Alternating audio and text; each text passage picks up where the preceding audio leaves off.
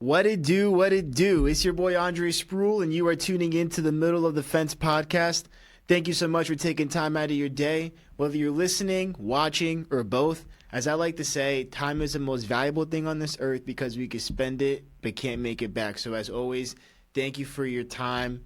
And if you like this episode, if you like this podcast, excuse me, I jumped ahead of myself because of being so excited to bring you guys another episode. But please be sure to continue showing us love on your favorite podcast streaming platforms, and please be sure to continue showing us love on YouTube as well. So without further ado, let's get into today's topic. So today's topic is titled Media Perception, Representation, and Reality.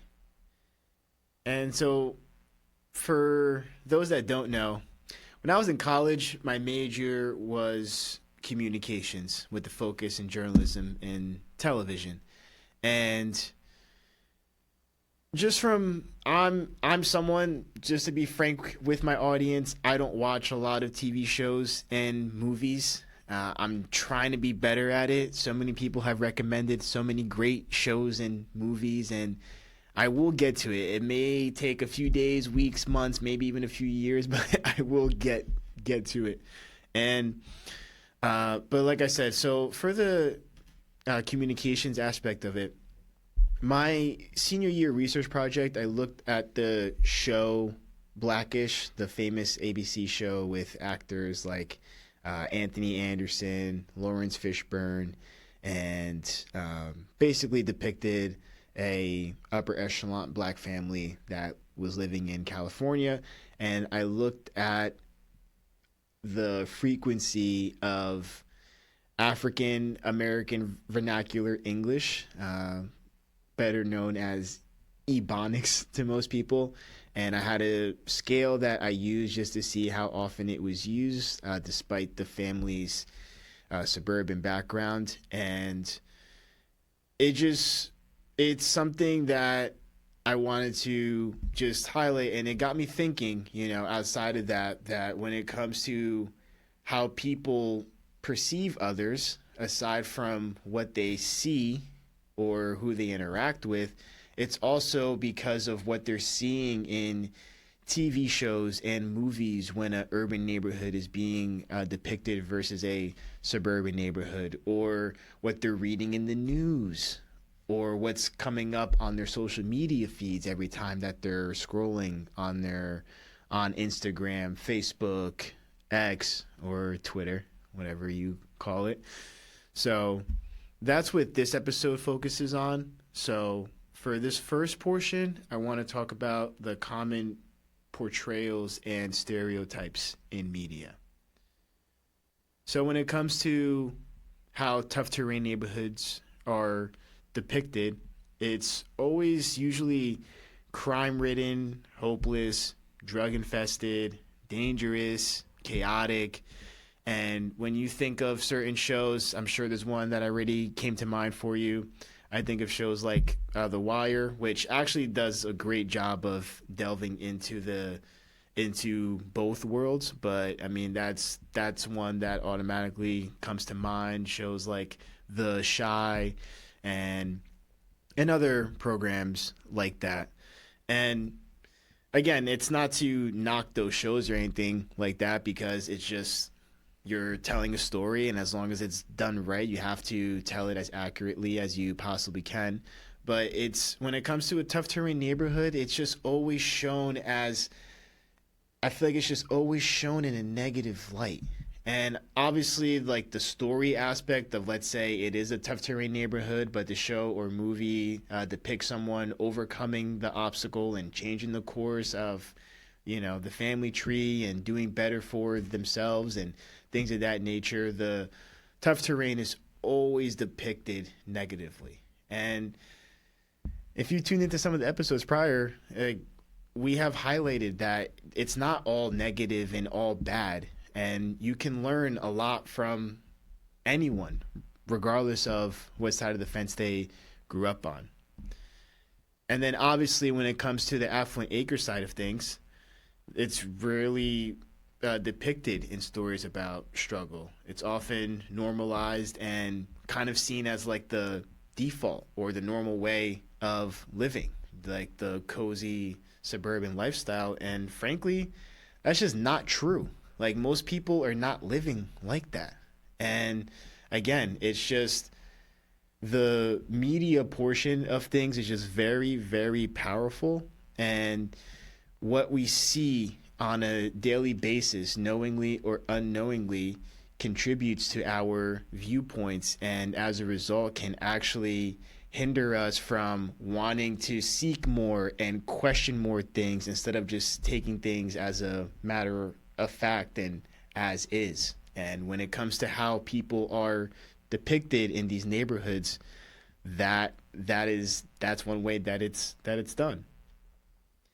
And again, like I mentioned, these narratives influence people's subconscious assumptions, that the hood is dangerous and full of poverty, and that the suburbs are safety and full of success. Now that we looked at the common portrayals, let's look at what the research says. So I just want to highlight some pieces of research here and then going to expand further on it.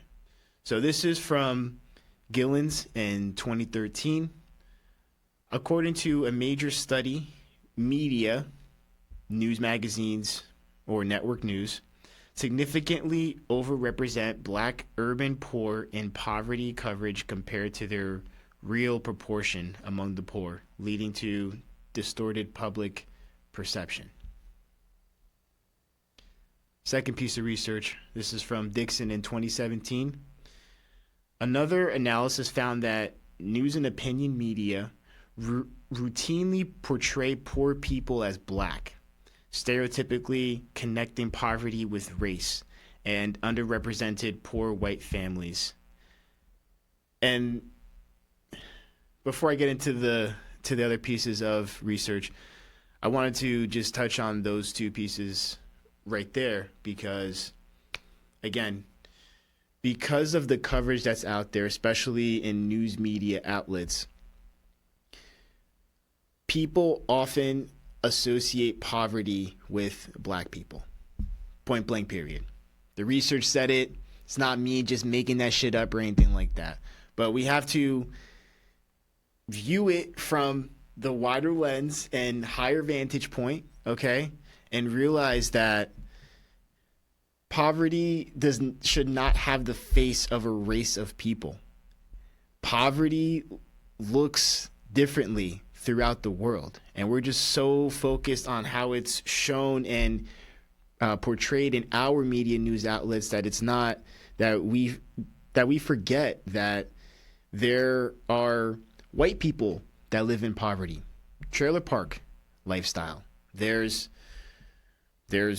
Spanish families or, families of different races and ethnicities that also experience poverty in their neighborhoods, and how poverty looks here is different than how it looks in a South American country or in parts of Europe and other parts of the world as well.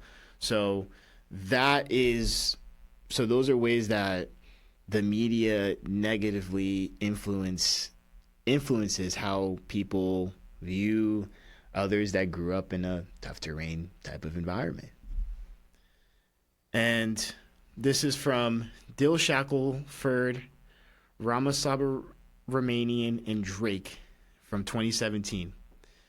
The effect shaping social attitudes, public policies, and reinforcing stigmas.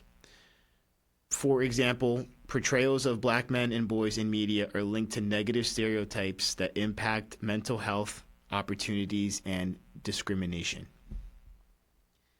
And the last piece of research that I wanted to highlight, this is from O'Neill in 2009, that scholarly media analysis shows media coverage often avoids systemic explanations such as poverty or structural racism, instead emphasizing personal failings or culture which shapes public thinking about race, class, and inequality, rarely acknowledging structural factors. I know, right? Dre, you're killing us with the research, man. Chill a little bit. But these two tie in because it goes to show that, again, the way that black men in particular, black men and black boys are viewed in a very, very negative light. And it's often, especially if you come from an urban background. And then on top of these different media forms depicting the tough terrain and Affluent Acres in the way that they do, when major news outlets have an opportunity to highlight the structural issues that come about that have contributed to this, right? Which you can find research out there anywhere, okay? It's that's where it starts. It's all these structural factors and what has contributed to everything. And we know that, obviously, but it just keeps going and happening. So I don't know how to fix the media portraying urban environments in such a negative light and the people from it in such a negative light, and contrasting that to people that grow up in a suburban environment and how that's the gold standard and everyone there is happier and lives better and all that. And frankly, it's bullshit because, everyone goes through their own battles and struggles regardless of where they grew up. So how does this impact identity and self-perception and opportunity because of the portrayal of how people view you based off of what media and social media outlets put out there? So for me, straddling both worlds, it's like having to prove myself in both worlds was something that was just always happening. As a kid, as a teenager, as a young adult, as, just now and moving forward. It's just always having to prove myself because of the perceptions that people have. And the perceptions that people have often stem from what they see in the news, what they see on social media, and what they see in these TV shows and movies and things of that nature, and don't actually form them from actually meeting those people and having conversations of people that come from different walks of life. And how that looked like is being on the tough terrain as a biracial kid with a private school education. It was having to prove that I am in touch with my black roots, that I don't forget where I came from, and having to show that I'm quote unquote with the shits, as people say, because it's, that's how I had to prove myself to not fall in the stereotype of a suburban light-skinned kid. Because when people meet me, they assume that my dad is black, my mom is white, and that I grew up in the suburbs. And whatever comes along with that, they take it and run with it until they actually meet me. And then how it looked like on the Affluent Acres side of having to prove myself. I obviously have some melanin in me, even though I'm very light skinned or high yellow, as I always like to joke around and say. But the academic and educational portion is the stereotype that had to be broken when showing up in a suburban type of background, and showing that just because I come from a tough terrain type of background, it doesn't mean that I'm stupid, that I don't know how to do X, Y, and Z, or that I'm not capable of changing my life for the better. And the fact that I am able to speak multiple languages and I'm very well versed in multiple cultures, and even ones that they wouldn't think of. I can be in a suburban type of environment, full of Italians, and I can talk it a very, very little bit. I won't break it out in this episode for you guys, but but I'm very hip to that culture because my grandma is from there. But when I interact with people from a suburban background that, let's say, have an Italian or Irish background, they don't think that I'm hip to that. They assume that because of where I grew up, that something like that I'm not aware of, So when it comes to how the media portrays people off of their background, like, that's one thing, but then the people actually having to live it and break those stereotypes is another thing. So yeah, guys, I just have to get that one off my chest for the audience. But for those that know me, I'm all about positivity. So here are some ways that I feel media can be used as a tool for the better, to change these stories and the script of how people view and perceive others based off what they see. So again, media doesn't have to be negative. It can humanize, highlight resiliency and complexity, and tell stories beyond their stereotypes. I mean, if something like that comes on the news, it's usually someone, like, let's say someone saving someone from like a fire and sacrificing themselves or something like that, and that'll get like 30 seconds of airtime, and then that's it. On to the next stuff, But there's also, power in personal media such as podcasts, social media, grassroots storytellings, where platforms can offer real nuanced narratives, just like this one, where it offers nuanced narratives from tough terrain or mixed backgrounds and gives listeners complexity rather than stereotypes. I had to give myself a little plug right there. So thanks all you guys for tuning in every single week. It really means a lot. And I encourage you guys to check out this concept titled parasocial contact. So this is when media shows real people from underrepresented backgrounds, and it can build empathy and reduce prejudice. So I came across that concept and thought it was really, really cool, and that's a direct solution that media outlets can start taking. And I encourage you guys tuning in to be a lot more conscious about the media that you're consuming, and don't be afraid to question shit, okay? Like, don't we just see things and just take it as a fact or as is, just because someone sounds very convincing, or we're just used to seeing things in certain ways. And that's one way that we can be better. Is, I'm not saying, become a conspiracy theorist about every single thing, or, question everything to like the point where you're just in your head about, is this real or not? Is it, no.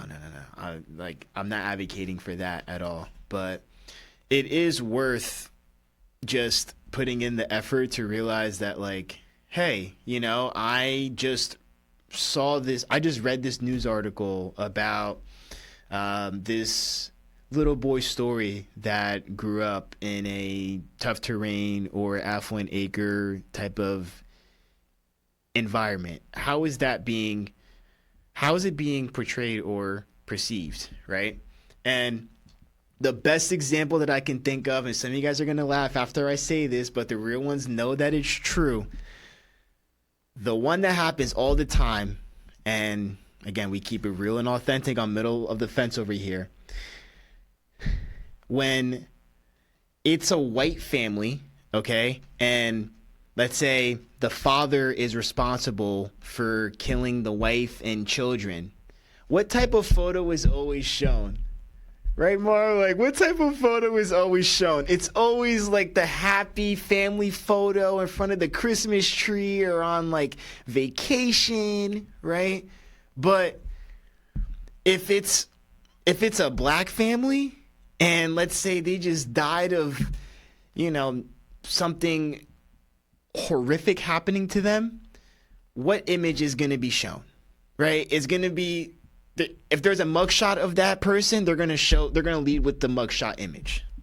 They're going to lead with the mugshot image. They're not going to lead with the family vacay in Bora Bora or the Christmas card that was used last year. They are going to find a image of them being in jail or shown in a negative stereotype. And that's one blatant example in our faces right there, where the same story about a family passing away and something as little as the cover image that's used to tell that story. And that's just one example. So for my audience listening, I like to give you guys a question. So this is the one that I have for you guys for this episode, okay? How much of what you believe about the hood, the suburbs, the streets, the nice neighborhoods is shaped by what you saw on TV, social media, or news versus what you experienced or people you know? So let me run that back. Basically, what I'm asking is your perception of the hood and suburbs. Was it shaped more so from what you saw on TV and the news and social media, or was it more so formed from the actual experiences and interactions that you've had with others? Let me know in the comments. You can DM me as well. DM me for the questions. Don't DM me for other personal reasons because I may not answer. But thank you guys for tuning in to today's episode. And if you like this episode, Apple Podcast and Spotify, give us a 5-star rating so we can continue growing the Middle of the Fence family.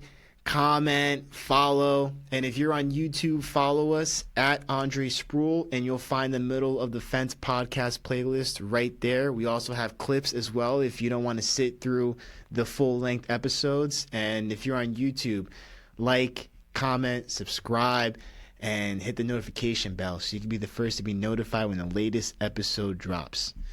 So thank you guys for tuning in to this episode, and have a great morning, day, evening, whenever you're tuning in. And again, no matter what side of the fence you grew up on, we're all more alike than we think. My name is Andre Sproul. Catch you guys next time.